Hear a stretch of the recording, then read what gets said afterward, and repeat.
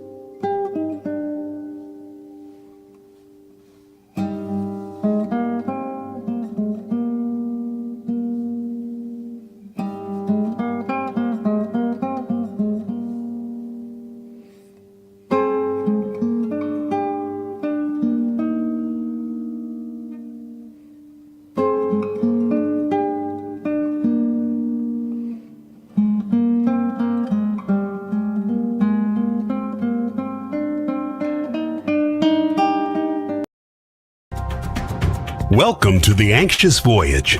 If you think that title sounds bleak or foreboding, one of two things must be true. You're very lucky, or you need to get out more. On this program, we share stories of life and living. We compare notes. We discover commonalities. We accept that life is a glorious, heartbreaking thing, and we embrace and celebrate all of it. Take the ride with us. We're glad you're here. Now, here's your host, Mark O'Brien.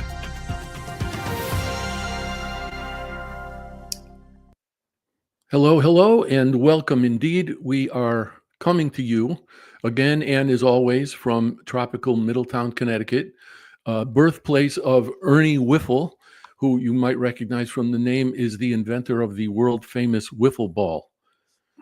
I can't believe I said that with a straight face. Anyway, I am happier than you might imagine that I have Allie and Dennis Pitocco with me today. I would actually be quite delighted to have them on any day. But they're here today to talk about the pilgrimage they took on the Camino de Santiago. And I have their book here, which I'm going to plug shamelessly, Rites of Passage. And you can see it's all marked up here. So we're definitely going to get into it a little bit. But first, I would like to welcome you both, Allie and Dennis. Thank you for being here. And are there any things in general you would just like to share about the Camino, about your experience, any such things? I'll take a crack at that, then I'll turn it over to my lovely wife. Mark, I've said this to many people in different. I just want you to know, Dennis, I'm sorry to interrupt you. That was going to be the last easy question. Okay, good. Well, I'm glad I grabbed it. Okay. I've said this to so many people when they ask a question about the experience, and I mean it when I say it was the single most transformational experience of a lifetime. It's just hard to capture it in words. And as you know, and you and I have debated this a long time, when I always say, well, I'm not a writer. Well, when we came back, people were clamoring to say what it was like. And so I wrote an article with maybe 1,000 words. But it became clear to me when just writing that article, you just couldn't capture that. You got to do more than that. So selfishly, that's why we wrote the book. It was for us kind of as a legacy, so we could go back and remind ourselves of the experience and kind of hold on to it. Because as you've heard me say, probably the real Camino begins when you get back, not when you're there. And it's the wisdom you gain. And the second reason we wrote it is for those people that wanted to see it through the eyes of somebody who had actually done it. They didn't want a travelogue. They wanted a story. And so, that's my backstory on this whole thing. And Allie, if I understand this correctly, the two of you had actually attempted to do this once before. And I think the story is that Dennis brought the wrong shoes. Well, we'll go with that. We did. We did indeed do 200 of the 500 miles of the Camino Frances before, just because we were interested in it. We didn't know much about it, and a friend of ours was walking, and so we decided we would try it. And indeed, Dennis did not have the correct shoes, so we had some adventures. Well, given the fact that you completed it this time, that tells me that Dennis is coachable. Yes, he takes direction well. I need to give you the Republican response here. I had the right shoes, just the wrong feet. Oh, yeah, that makes sense. Okay, good. You know, sorry, this is a tangent, but I knew a guy that worked for a local gas company here, and his name was Scott. He pronounced it Scott Ruff, but it was spelled Ruppff. And I could never figure out if it was the first F or the second F that was silent. Still don't know. All right. This is something that I didn't think I was going to get into until later in the conversation, but I want to do it now, given what you just said, Dennis, about coming back. I remember saying to you one day, it might have been a conversation just between the two of us. I don't remember. But I said to you, there's one particular thing I would like to ask you about the Camino and your journey. So maybe we should get you on the show to talk about it. And this is it. And I don't know if these are in any way comparable, but I was thinking, especially as I was reading the book and you were getting on the plane to come back. This may sound silly, but at the end of the day on Fridays, I'm always disoriented because my weeks are typically patterned, and I'm typically very, very engrossed in what I'm doing. And then when that's over, it's disorienting for quite a while. Was there anything like that when you realized this had been your pattern for what, 40 days? Oh boy, that's a tough Something one. like that. And then you have all that different kind of stimulation, all that distancing from your normal lives. And then it's over. I mean, what was that like? Wow. Gee, obviously you're asking my wife that question. Well, yeah, that was a curveball.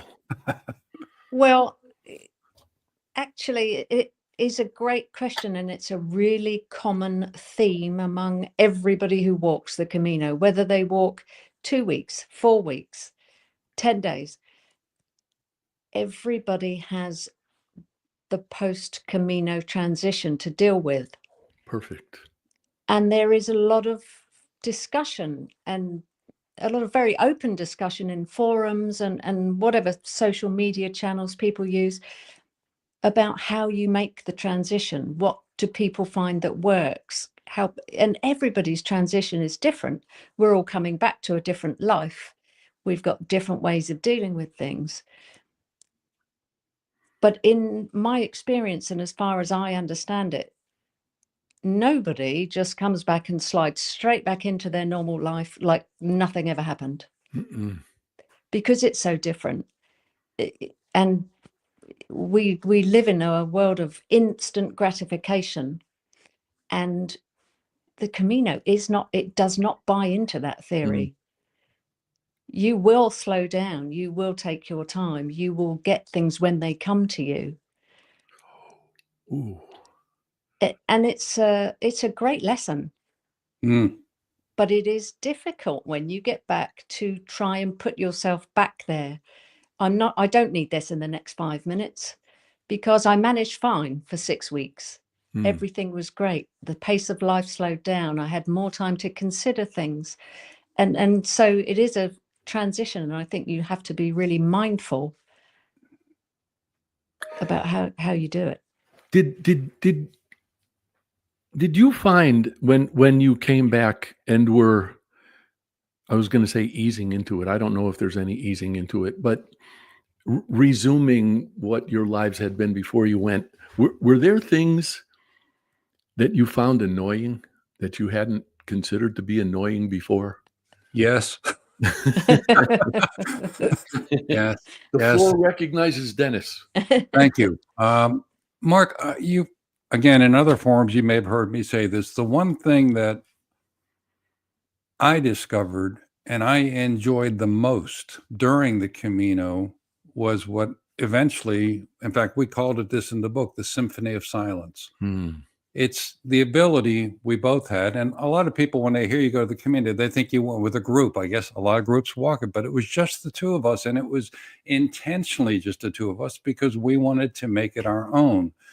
But you discover this hours and hours of walking among nature, walking up in the vineyards, you know, your nature at its best. It's just occasionally some animals, some birds, flowers, you name it, things that you don't normally pay much attention to.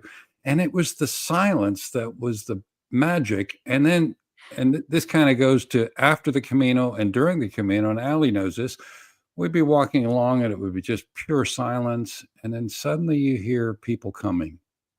And I hate to say it, the word annoying isn't right, but I'm going to use that word. It was annoying. I didn't want anybody to interrupt our silence. So we got in the habit of, if we're walking and we can feel they're kind of getting close in the back, or maybe they're doing things that just don't fit the Camino, like they're on their phone.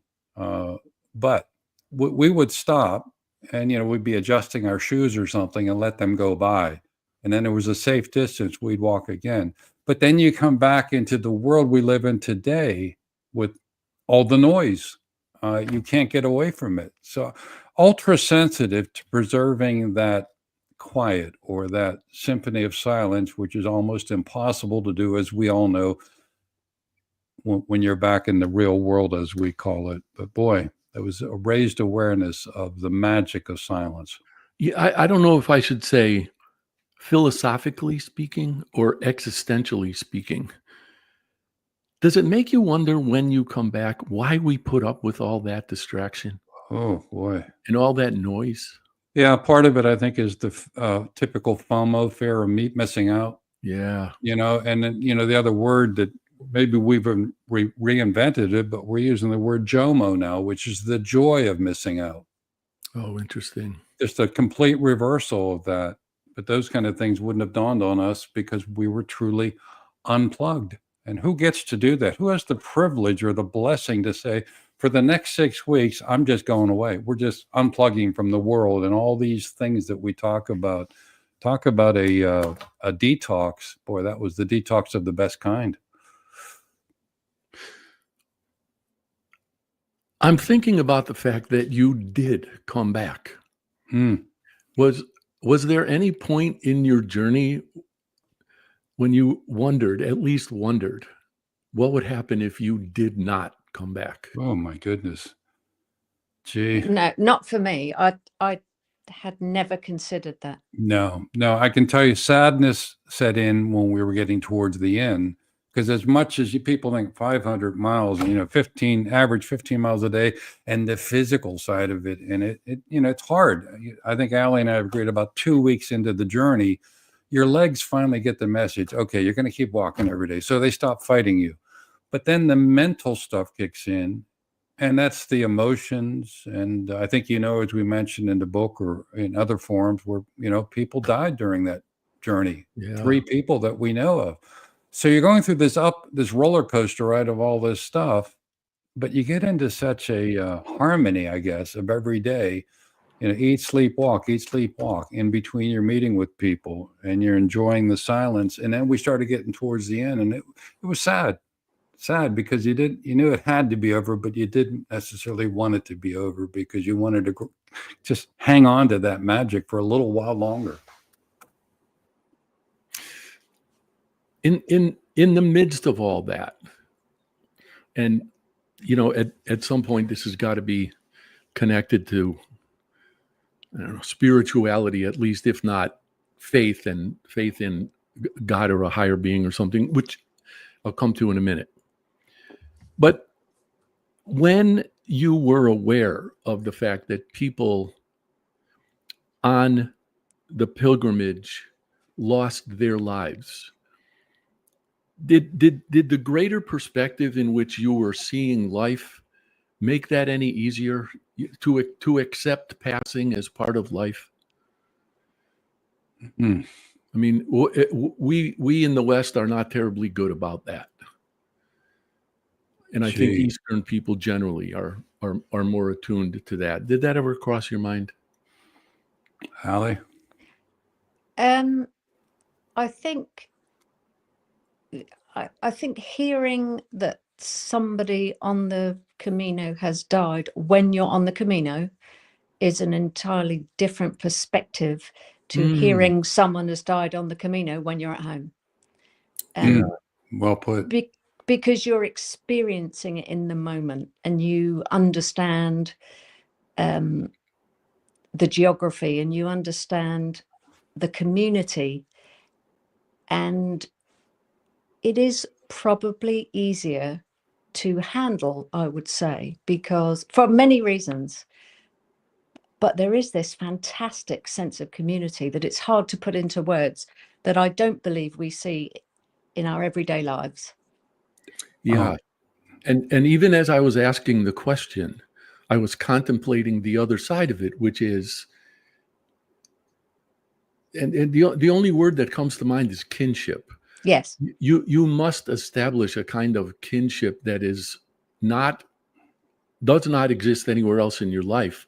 So to lose someone along the way, that's part of that kinship must be difficult. Difficult, but in a lot of ways easier, because you are surrounded by this community, and everybody is very supportive. So there are many ways in which it's slightly easier to handle. If I can just jump in on that community, we call it camaraderie, Mark, and this extends to the people that passed on. Picture all this melting pot of all these various cultures and people coming together. Some don't even speak the language, and whatever their background is, that's all gone. You are just suddenly all in it together. You all know what you're doing. You all know where you're heading eventually. You know you're going to have challenges, but you just have to stop. And this happened to us. Stop for a minute off to the side of the trail. And as much as we were alone, very often, as we said in the book, people would pass by. And people coming by, they don't just walk by not wanting to get involved. They want to know, are you okay? Do you need anything? We might be just adjusting our shoes, but that's that sudden sense of, I care about you, you care about me. And anything resembling that thing that happens in our world today where I just don't want to get involved or I don't want to approach those people, all that's gone. You just care about your fellow human being. It was, wow. It's wow. I may have just connected some dots that I hadn't thought about before. Do you think that in our, I guess I'm going to call it our normal lives, do you think that the reason that we don't pay as much attention to what Dickens referred to in A Christmas Carol as fellow passengers to the grave, do you think we don't pay as much attention because of the distractions we abide? Oh, boy. Yes. I'm not sure if I'm answering your question, but think about it. We stripped away everything when we took our first step on that trail, stripped bare down to just yourself. And then as you go on, all the Post-it notes in my brain start to disappear. And a similar experience for Allie, things that you're carrying with you, because as they say, it ain't what you bring to the Camino, it's what you leave behind. But when you take away all that level of noise, what replaces is that camaraderie, that community, that awareness of the people behind you. The reverse of that, of course, in the world we live in today, where you got so many either reasons, excuses, distractions, or noise to kind of justify just kind of getting on with your own life. Or I don't want to get involved, whatever that is. And the common one would be, I haven't got time. Exactly. Yeah. I'd love to do that. I haven't got time.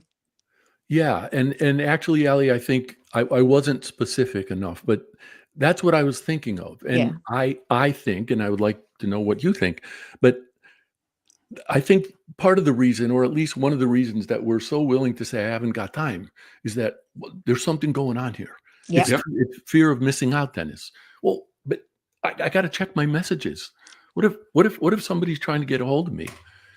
I mean, if you're in a place where no one can get a hold of you, wow, I never thought of this. Is there comfort or safety in that?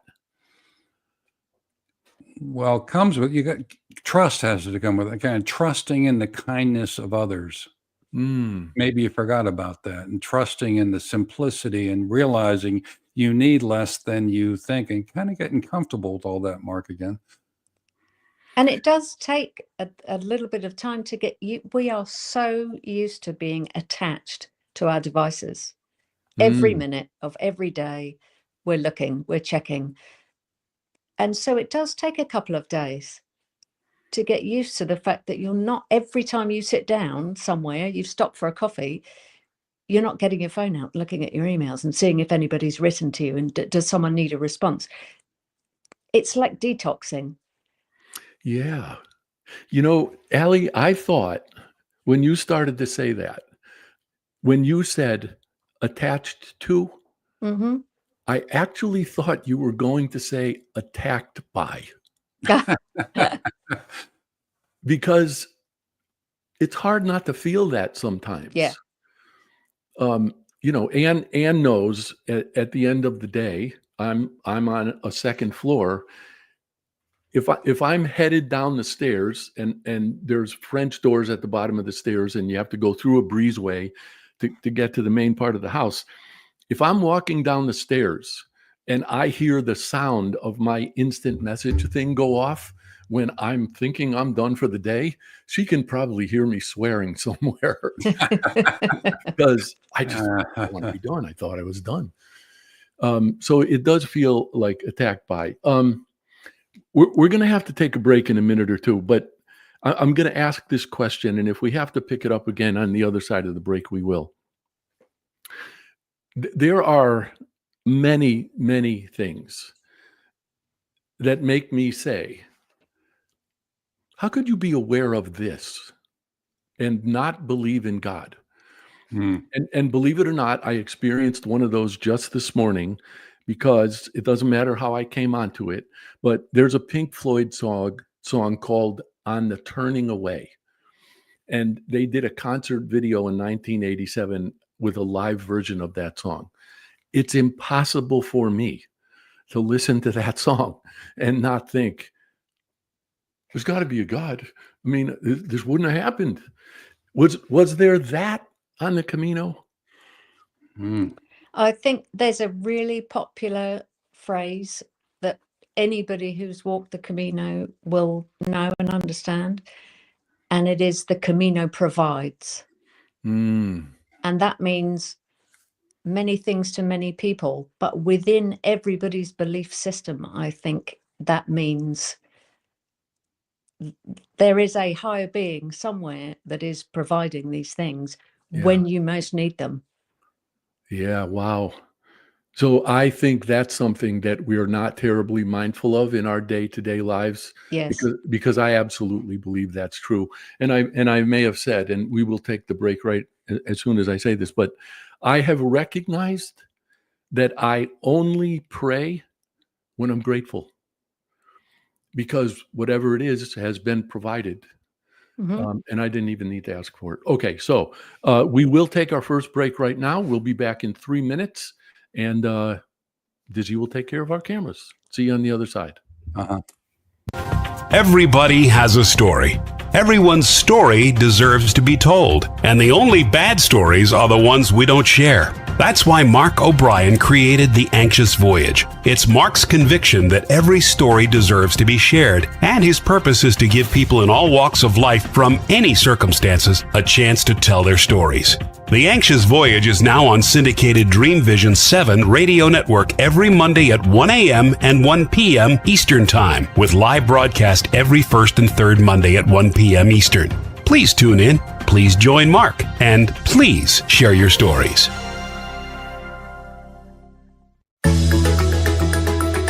Ever wonder what it's like to have your own radio show? Well, wonder no longer, because you can dip into the radio airwaves by being host for the day on syndicated Dream Vision 7 radio network. It's a fabulous way to get your radio feet wet. It's an opportunity to market your business, modality, or book. Have a guest, mention a sponsor, and take callers. Or you may want to facilitate a lesson by going solo. It's up to you. Listeners can be online, mobile, in cars with Bluetooth, or listen through Amazon's Echo by asking, Alexa, play Dream Vision 7 Radio Network. For more details, go to dreamvision7radio.com and click on Host for the Day.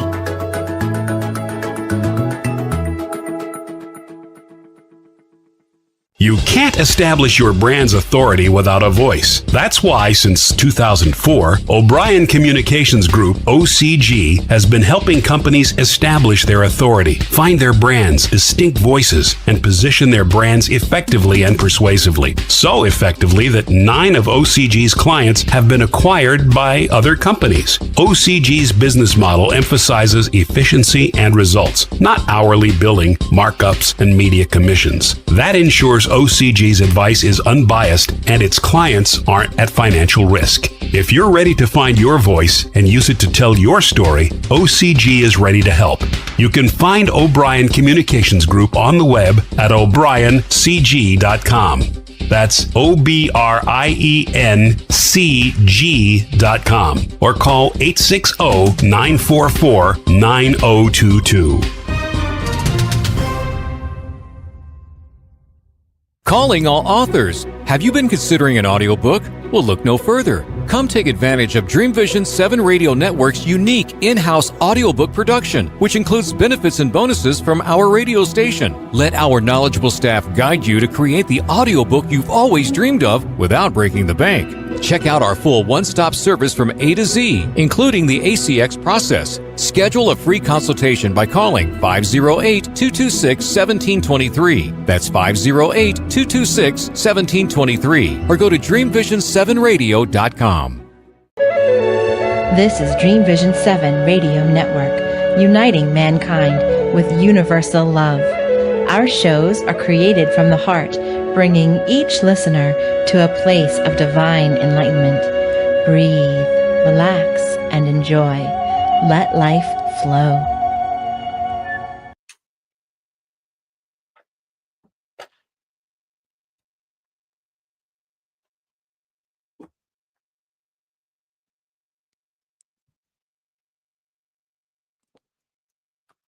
Sorry, I was saying I only made scant notes for myself before the show, aside from doing the job on your book that I did. And I started by writing universal truths. And then the next thing that occurred to me was undercurrents. And then the last thing I wrote was, I believe it's Carl Jung's notion of the collective unconscious.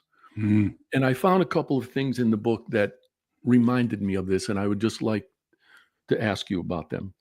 So on page 47, you wrote about being invited into the home of a Spanish woman who said to you, you wrote, sorry.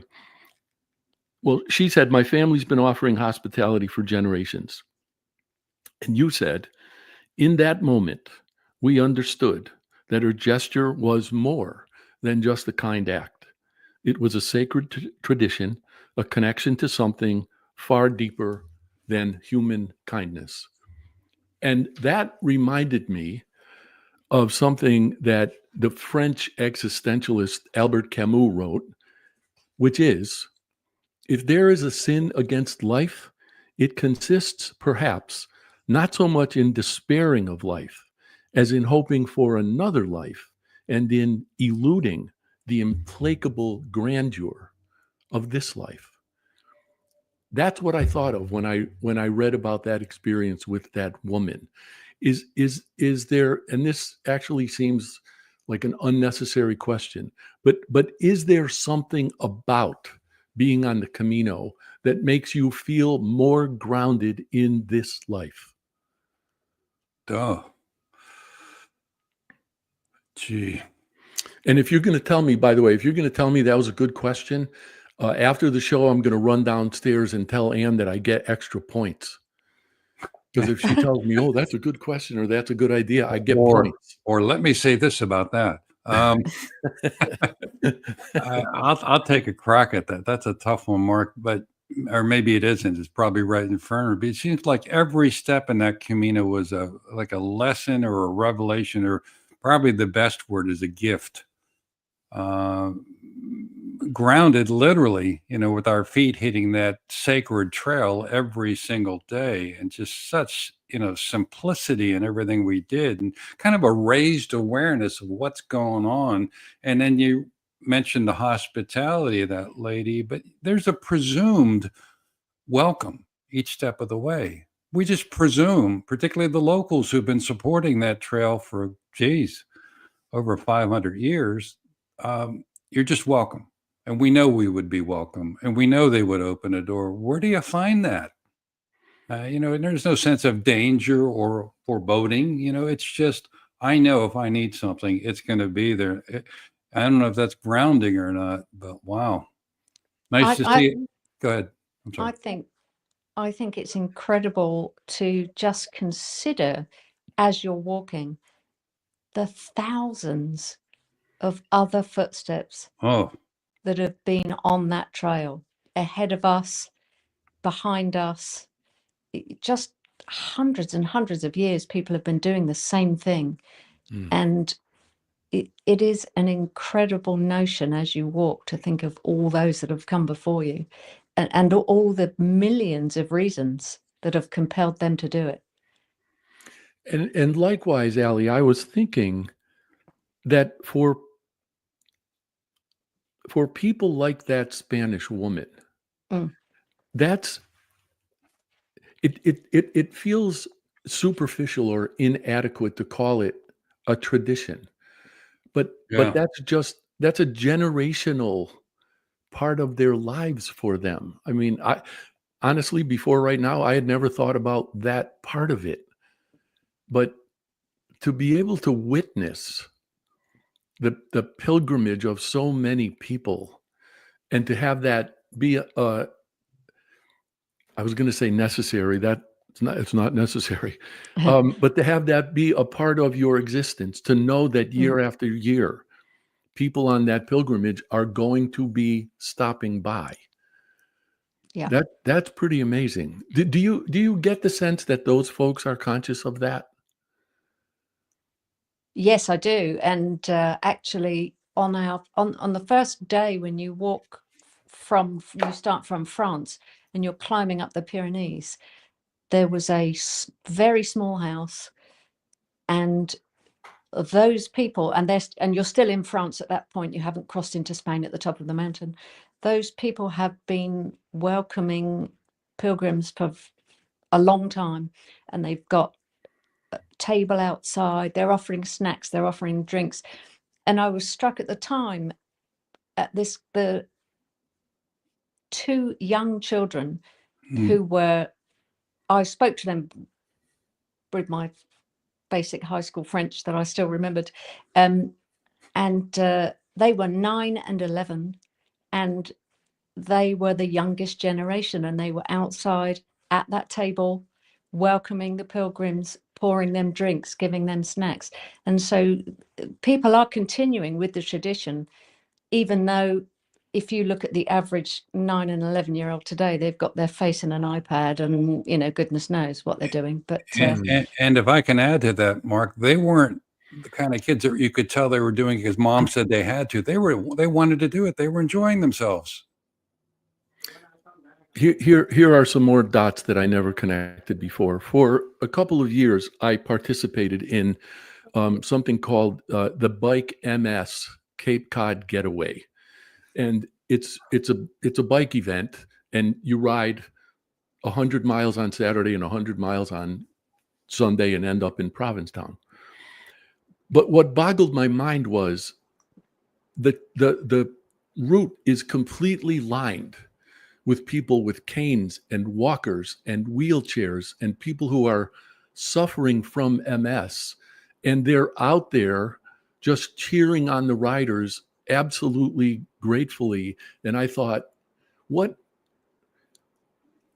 kind of miracle is this that I'm being heralded in this way simply because I have the accident of strong legs and good lungs?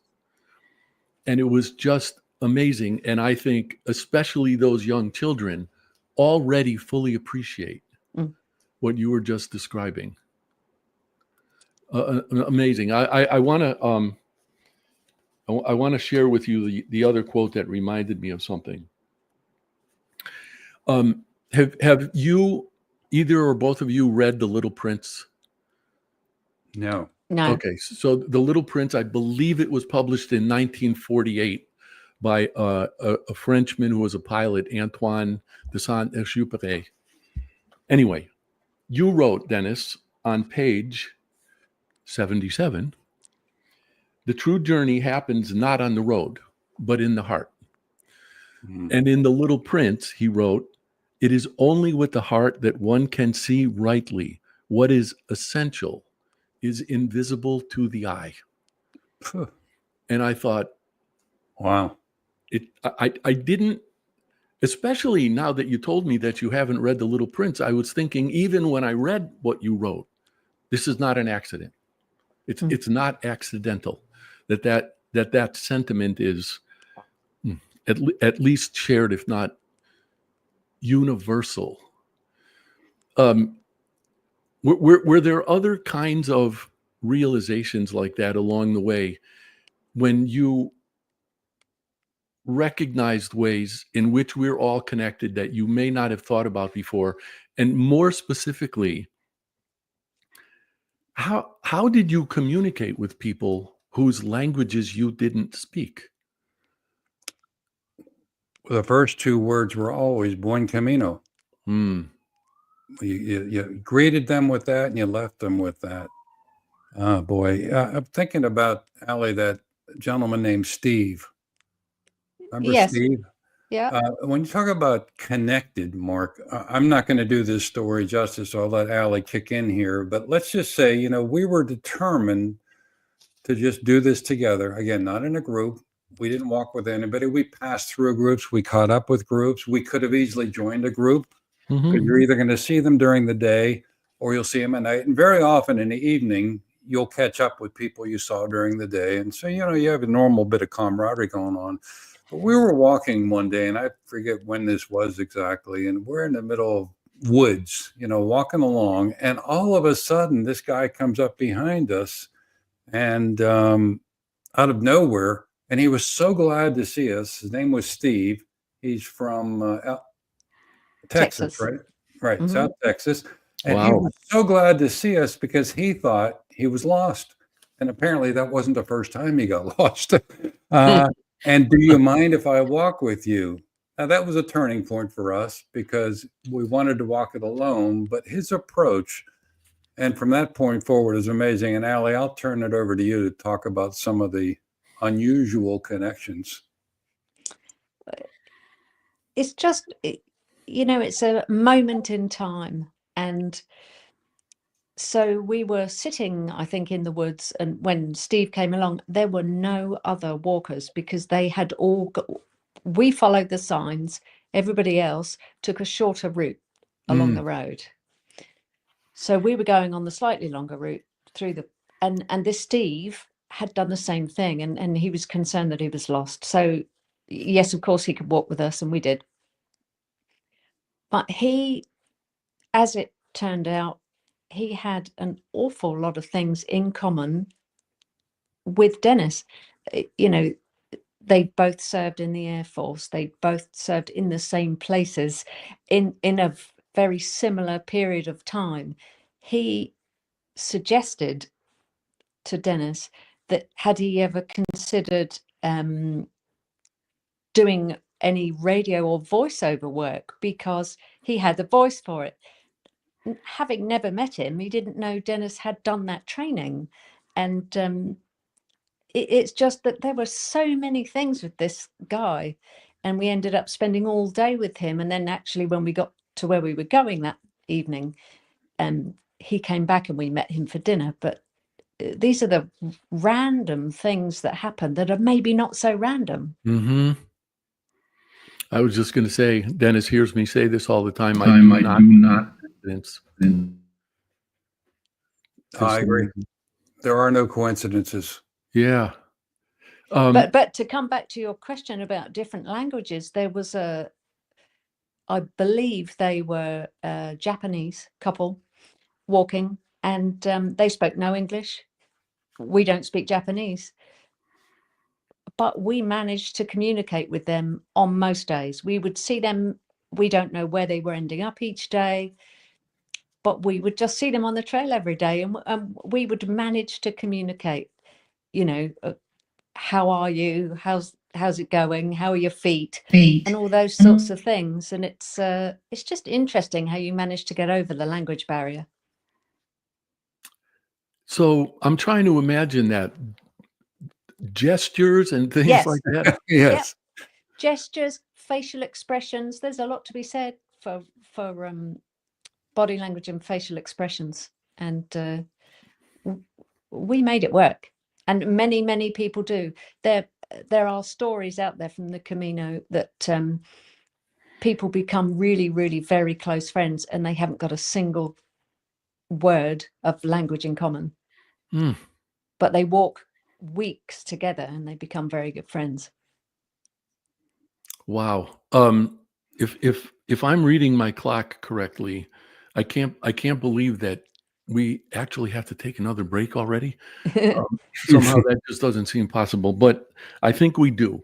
And when we come back from this one, I would just like to point out some things that I found, some passages in the book, in different places in the book, that I found related to each other. Okay. And I would just like to hear your thoughts on those. So once again, we will take our second break right here, and we will be back in 3 minutes. For the quantum age? Humanity's next step in evolution? Dream Vision 7 Radio Network invites you to the extraordinary platform of evolutionary voices for the quantum age. Let's explore. Learn more about this upcoming age where we bridge science with spirituality. Where potentiality meets reality. Where we take compassion into action. Our trailblazers and visionaries will ask the whys, the what ifs, while igniting continuous possibility. Come along with us into an age beyond what we know today, where we can grow together in unity consciousness. Experience evolutionary voices for the quantum age, Monday through Friday at 8 a.m. and 8 p.m. Eastern on DreamVision7Radio.com. You can't establish your brand's authority without a voice. That's why, since 2004, O'Brien Communications Group, OCG, has been helping companies establish their authority, find their brand's distinct voices, and position their brands effectively and persuasively. So effectively that 9 of OCG's clients have been acquired by other companies. OCG's business model emphasizes efficiency and results, not hourly billing, markups, and media commissions. That ensures OCG's advice is unbiased and its clients aren't at financial risk. If you're ready to find your voice and use it to tell your story, OCG is ready to help. You can find O'Brien Communications Group on the web at o'briencg.com. That's OBRIENCG.com or call 860-944-9022. Calling all authors. Have you been considering an audiobook? Well, look no further. Come take advantage of Dream Vision 7 Radio Network's unique in-house audiobook production, which includes benefits and bonuses from our radio station. Let our knowledgeable staff guide you to create the audiobook you've always dreamed of without breaking the bank. Check out our full one-stop service from A to Z, including the ACX process. Schedule a free consultation by calling 508-226-1723. That's 508-226-1723. Or go to DreamVision7Radio.com. Everybody has a story. Everyone's story deserves to be told, and the only bad stories are the ones we don't share. That's why Mark O'Brien created The Anxious Voyage. It's Mark's conviction that every story deserves to be shared, and his purpose is to give people in all walks of life from any circumstances a chance to tell their stories. The Anxious Voyage is now on syndicated Dream Vision 7 Radio Network every Monday at 1 a.m. and 1 p.m. Eastern Time, with live broadcast every first and third Monday at 1 p.m. Eastern. Please tune in, please join Mark, and please share your stories. This is Dream Vision 7 Radio Network, uniting mankind with universal love. Our shows are created from the heart, bringing each listener to a place of divine enlightenment. Breathe, relax, and enjoy. Let life flow.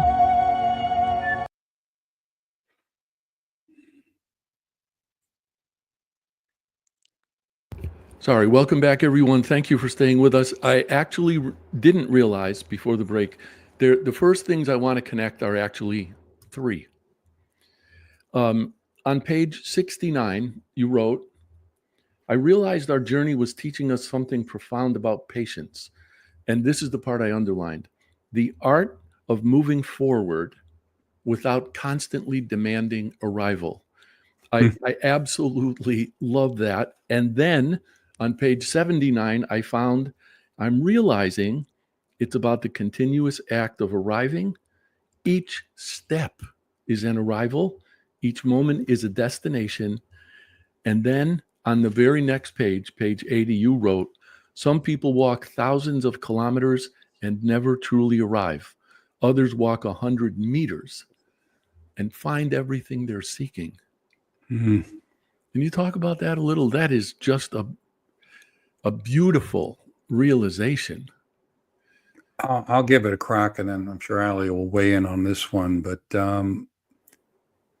there are people on the Camino that it's important in them to get to the end. There's people on a Camino where the journey is what you're there for, not getting to the end. Well, everybody has their timetables, but we didn't. I mean, the journey, it was all about the journey, not the destination. There's no greater joy than seeing that final city that you're walking into. Don't get me wrong, but it's the journey, and it's just slowing down to see the true world around you and all those arrivals you're talking about, Mark. And that's just an approach, I guess, because a lot of people thinking out, it's just a hike. It's just 500 miles. It's when you get into it and you start realizing, wait a minute, there's something deeper. There's something more to it. And now that's our experience. Maybe some people just, it's a marathon worth completing. And I got to be done by this day, because we did experience people that, I mean, they just leaped ahead of us. Where I said, we see the same people at night. We did sometimes, but as Steve was a good example, he was just flying after we met him. So I love the idea of just 500 miles. Just 500 miles. It reminds me, and I'm sorry for this tangent, it reminds me, I was in a gym one day, and some guy on a bench next to me had a seizure. And he fell off the bench, and he was turning blue, and he was foaming at the mouth. And somebody who had some medical experience came running over and said, "Oh, no, this is just a minor seizure." And I'm like, no. This is a seizure. Maybe there's a scale, but I don't get that. Is there anything you wanted to add to that, Allie? Well, and your story actually is a good one too. It's all a matter of perspective. So all of our perspectives are different. When we're walking on the Camino, and actually we touched on the fact that we did a shorter Camino several years ago, and that experience was different. So a lot of it depends on where you're starting from, not geographically, but in yourself. And it's also so easy on a daily basis in our lives to not pay any attention to slowing down and considering the journey and considering the steps that are getting you to where you're going, because you have to get there, and you have to get there yesterday, and everything is so quick and you're in such a hurry. That just doesn't work on the Camino. The Camino, I touched on the Camino provides. The Camino has a way of making you stop and slow down and listen. And so that's why you're taking these slower steps, and you're paying attention to what you're doing, and you're forced to slow down. And that's one of the things that we were quite determined to bring back with us, is this notion of considering everything and slowing down a little bit. And it's not essential for us to do everything at warp speed. It also occurs to me, and when I was first reading those passages, it made me think of a book I have written by a psychotherapist named Sheldon Kopp. And the title of the book is, "If You Meet the Buddha on the Road, Kill Him." And the whole idea is, and it seems to me, the way I was going to express it was, the Camino doesn't even make it possible to hide from yourself. And if you're not prepared to, I don't know how to put this one, to greet yourself, to be comfortable, or to find peace with yourself, that thing must be grueling. Yeah, wow. There are stories of people who've gone off to walk their Camino, and they have struggled, and they've considered stopping and turning back. But we're back to the Camino provides, and in not every case, of course, I don't know every case because there are so many, but there are many examples of people who have found the person they needed to find at the point they needed to find them, or the purpose, or something they didn't know they were looking for. But to your point, Mark, there's the folks that we all know that if you stop the music and take away all that noise, you've got to face the music. Ooh. And that could be scary for some people, but boy, I can't think of a better place to do it than there, because you're going to be surrounded and lifted up by all these people that you never knew existed.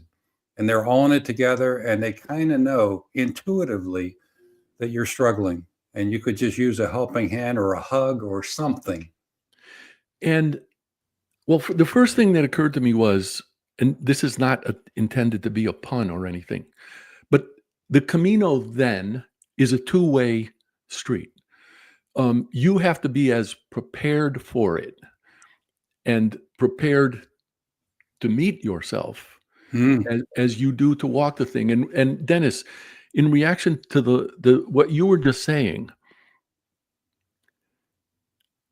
I would imagine there's something about being in the company of those quote unquote strangers. And I'm highly mindful that you used the word community earlier, Allie. Mm-hmm. But there must be something comforting about that, because if there is any judgment involved at all, it must be completely different because they don't know you. Yes, and you're likely that you'll never see them again. Yeah. You're So right. any kind of preconception is not even part of the picture. That's a very good point, Mark. Very good point. You know what? And it also helps me understand why I continued to feel more peaceful as I was reading the book. How about that? Because as I was reading about your challenges and the challenges of others, I was thinking, well, what in the world do I have to worry about? I want to connect two other things. And this was just so incredibly beautiful in my humble estimation. You wrote about the Cruz de Ferro. And on page 109, you said, we each took out the small stones we had carried from home. And even I'm not dumb enough to miss the symbolic significance in that. These stones represented burdens we wished to leave behind, aspects of ourselves we hoped to transform through our pilgrimage. And on the very next page, 110, you wrote, the burden I had symbolically left behind at the cross, a long-held fear of inadequacy, didn't simply disappear. Instead, I found myself viewing it from a new perspective. The act of acknowledging and releasing it had created space, for a more compassionate self-understanding. Amen. Well, yeah, amen. You wrote that. That is just such a beautiful thing. And it speaks to me to the necessary self-awareness, not only that the Camino imparts, but that you have to be ready. Oh, I agree. Yeah. To accept. I don't know, this feels silly, but I'm really, really tempted to ask you, what did that feel like? Aside from what I would imagine to be a feeling of peacefulness. And even though you were leaving something there, whether tangible or symbolic. Well, did you feel lighter somehow? Absolutely. It was exhaling. It was like suddenly exhaling. After all this time, I can exhale. And, there's that quote that I use a lot because I just love it. It's the privilege of a lifetime is becoming who you truly are. That's what happened there. That's that exhale, Mark. And it changed me. And my goodness. And some people have said that to me, whether it be on some online forums that you're involved in. Well, something's different here. You're more open. You're more spontaneous. You're opening your kimono farther than I've ever seen. And that's absolutely what I was doing, because I was determined not to lose what came from that exhaling. And not to always step aside and give everybody else the microphone, but to take the microphone myself once in a while. On page 141, I highlighted two words. And I stopped because I thought, hold on, these two words, they don't make any sense together. but the words were calloused resilience. Can you just talk about that a little bit? Because that too is just a beautiful awareness, and it suggests to me that we can become shaped by our difficult experiences, but we don't have to be hardened by them. And whether we're going to be hardened by them is a choice. I agree. And I'm going to go back to what we started with when we opened this conversation, Mark. These are the kind of things that you just never would have dawned on either one of us had we not had that silence, because you don't go that deep looking in a mirror, but it's like you're walking every day with a mirror in front of you.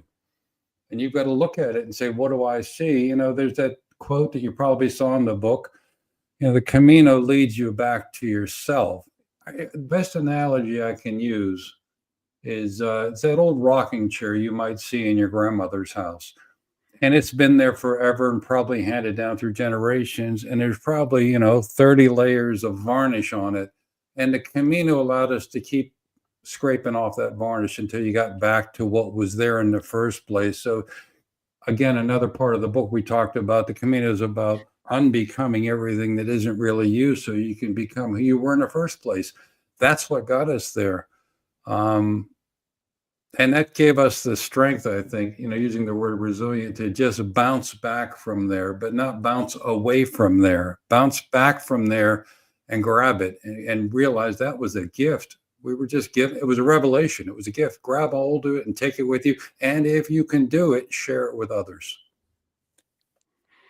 And I think the experience of the Camino, after you've got into the first week or two, the Camino gives you permission. Mm-hmm. Yeah. Oh, I love that idea.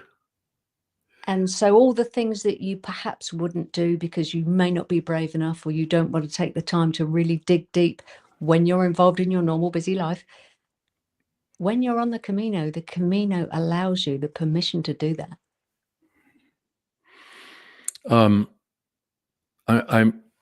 I'm sincerely not wanting to believe this clock that's sitting here, which tells me it's 7. But I want to mention one other thing, and then I want to give you a minute to tell people how to find you. On page 166, you wrote, "The transition back to our pre-Camino lives loomed before us, a challenge perhaps as daunting as any we had faced on the pilgrim path." And the note that I wrote to myself there just says, "the doing."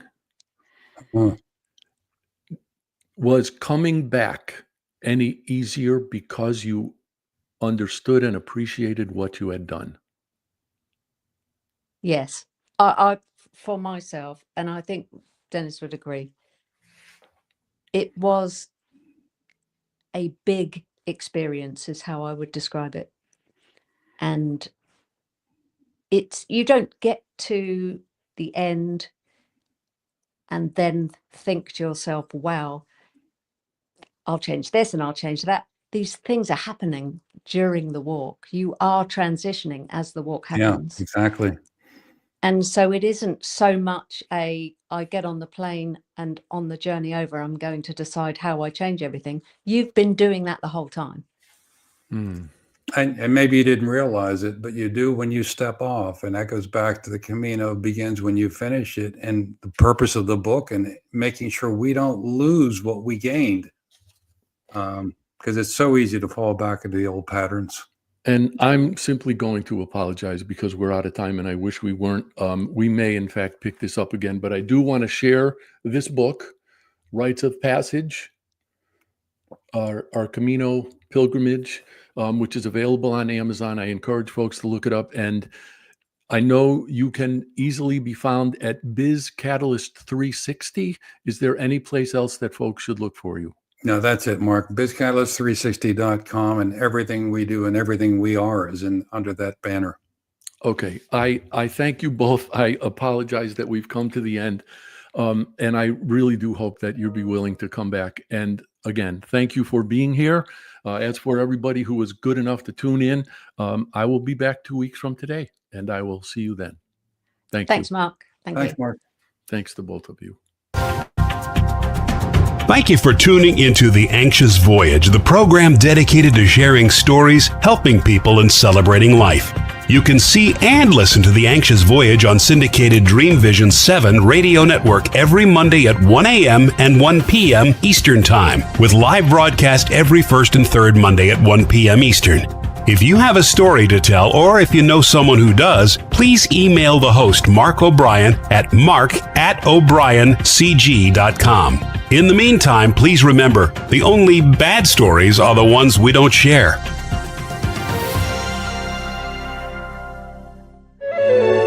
This is Dream Vision 7 Radio Network, uniting mankind with universal love. Our shows are created from the heart, bringing each listener to a place of divine enlightenment. Breathe, relax, and enjoy. Let life flow.